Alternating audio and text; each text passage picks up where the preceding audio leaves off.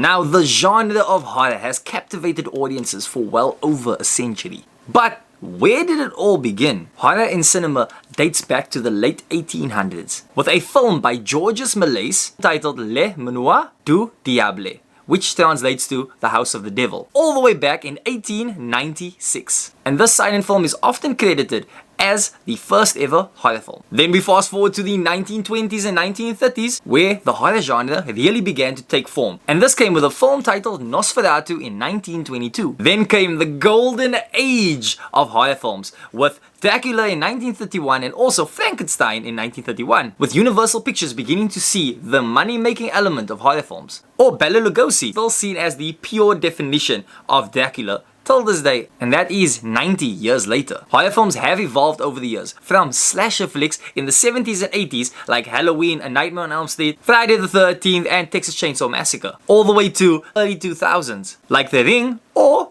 some psychological ones in the 2010s like Get Out. And let's not forget some of the other gem horror movies that have come out over the years, like Final Destination, Saw, Paranormal Activity, I Know What You Did Last Summer, Scream, and so many more. Each era of horror film brought new fears and social anxieties to the screen. So that is the origins of horror films, but which origin story should we tackle next?